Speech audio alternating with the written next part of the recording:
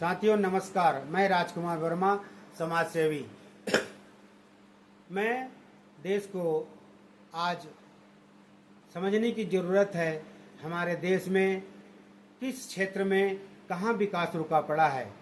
कहीं उत्तर प्रदेश में, कहीं छत्तीसगढ़ में, कहीं राजस्थान में, कहीं आंध्र प्रदेश में, कहीं महाराष्ट्र में।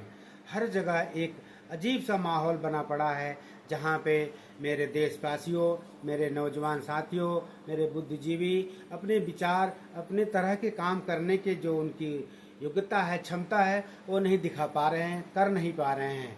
आज मैं देखता हूँ ऑन द रोड बहुत सारे युवा रोडों पर बैठ करके टेंशन जैसे उनके चेहरे पे रहती है। कहीं मार्केट में हंसी, कहीं मार्केट में उनके ठहाके नहीं दिखाई देते। वह न जाने किस डिप्रेशन में है। ठहाकों का बाजार बंद हुआ दिखाई दे रहा है। कभी हम नौजवान थे तो हमारे गलियों में भी हमें ठहाके देखने को मिलते थे। मेरे प्यारे दोस्तों, आओ मिल करके इस देश को नई दिशा दें। सब मिल करके इसके लिए, विकास के लिए सहभागिता करें। पेड़ लगाएं, स्वच्छ भारत का अभियान सफल कराएं। गलियों में भी जा करके आपको काम करना पड़ेगा। डोर टू डोर काम करें, जिससे सबको जागरूकता फैले।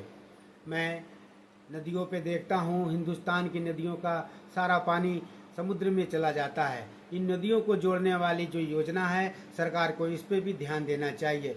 आज पंजाब में बहुत भयंकर बाढ़ की वजह से कई करोड़ों का नुकसान हुआ।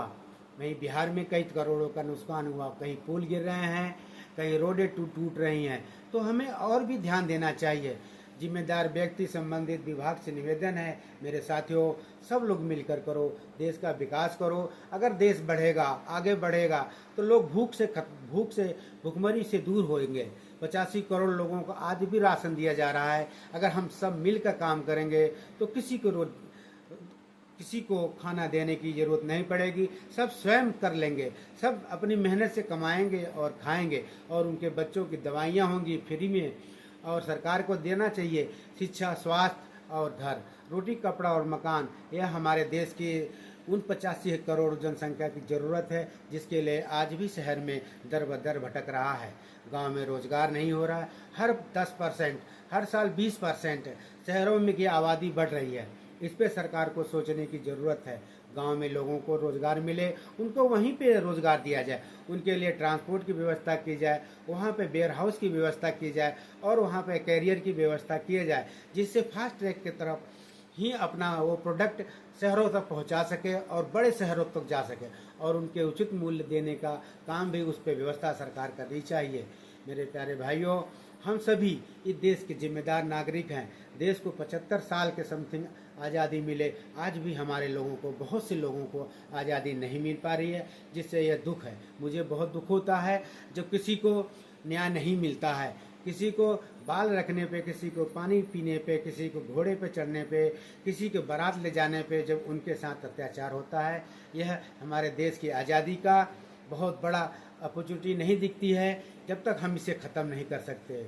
आओ मिलकर के भारत का निर्माण करें, इस देश का निर्माण करें, उत्तर प्रदेश का विकास करें, उत्तर प्रदेश को आगे ले जाएं। हर जवाब उत्तर प्रदेश है इस देश का, तो हिंदुस्तान में उत्तर प्रदेश को जवाब देना चाहिए। और वह रोजगार दे करके, लोगों को व्यवसाय दे करके, उद्यमी बना करके, शिक्षित बना करके, रोडों का विकास करके सब लोगों के तरह तक उत्तर प्रदेश सरकार पहुंचेगी, और पहुंचना चाहिए। यही मेरा संदेश है, यही मैं आप लोगों से अपील है। धन्यवाद।